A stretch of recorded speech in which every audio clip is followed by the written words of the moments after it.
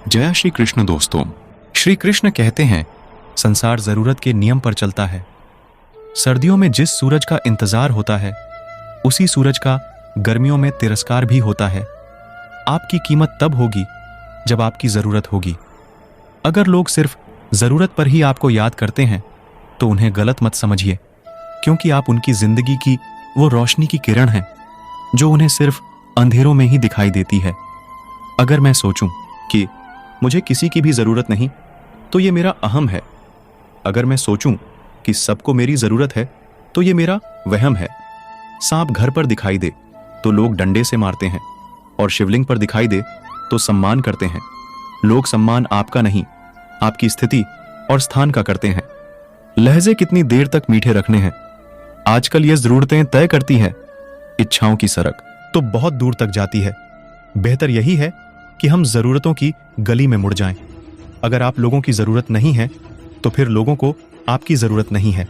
पायल हजारों रुपए में आती है पर पैरों में पहनी जाती है, और बिंदी 1 रुपए में आती है मगर माथे पर सजाई जाती है।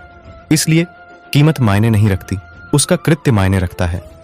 मत कीजिए यकीन, यहां पल भर की मुलाकात का जरूरत न हो तो लोग यहां सालों के रिश्ते तक भूल जाते हैं। जिंदगी में एक ऐसे इंसान का होना बहुत जरूरी है जिसको दिल का हाल बताने के लिए लफ्जों की जरूरत न पड़े।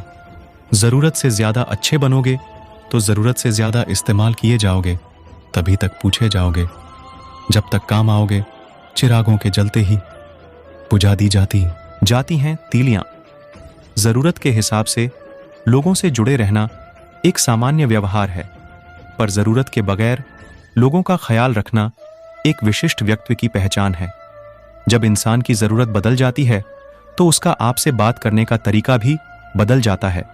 मुझे खुद को लोगों के सामने अच्छा साबित करने की जरूरत नहीं, लेकिन मैं उन लोगों के लिए सबसे अच्छा हूं जो मुझे समझते हैं। चावल अगर कुमकुम के साथ मिल जाएं तो किसी के मस्तक तक पहुंच जाते हैं, और दाल के साथ मिल जाएं तो खिचड़ी बन जाते हैं।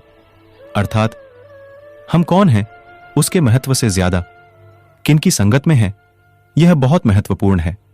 कद्र होती है इंसान की जरूरत पड़ने पर ही। बिन जरूरत तो हीरे भी तिजोरी में रखे रहते हैं। एक बार एक गांव में एक आलसी आदमी रहता था। वह कोई काम नहीं करता था, हमेशा खाली बैठा रहता था और सोचता था कि बिना कुछ किए ही उसे खाने को मिल जाए। एक दिन वो एक बाग में पहुंच गया। घूमते घूमते यहां आम के पेड़ थे। ये पेड़ आम से लदे हुए थे। आम देख उस आदमी के मुंह में पानी आ गया। आम खाने के लिए वो पेड़ पर चढ़ गया। इतने में ही बाग का मालिक वहां आ गया। जैसे ही उस आदमी ने बाग के मालिक को देखा तो वो वहां से भाग खड़ा हुआ। वह काफी दूर तक भागा और गांव से बाहर एक जंगल में जा पहुंचा। वह बुरी तरह थक गया था और एक पैर के नीचे बैठ गया। इतने में ही उसकी नजर लोमड़ी पर पड़ी। इसकी एक टांग टूटी हुई थी। वह लोमड़ी लंगड़ा कर चल रही थी। इसे देख उस आदमी ने सोचा कि इस लोमड़ी की हालत ऐसी है, फिर भी यह किसी जंगली जानवर के शिकार से बच कैसे गई? अब तक शिकार कैसे नहीं हुआ? इसी सोच में वो पेड़ पर चढ़ गया और वहां बैठकर देखने लगा कि अब लोमड़ी के साथ आगे क्या होगा। कुछ ही देर में एक शेर की दहाड़ सुनाई दी। उसे सुनकर सभी जानवर भाग गए, लेकिन लोमड़ी की इस हालत में वो भाग नहीं सकती थी, तो वह वहीं खड़ी रह गई। शेर लोमड़ी के पास आने लगा।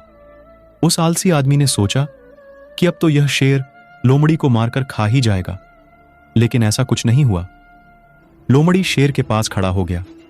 शेर के पास एक मांस का टुकड़ा था जिसे उसने लोमड़ी के सामने गिरा दिया।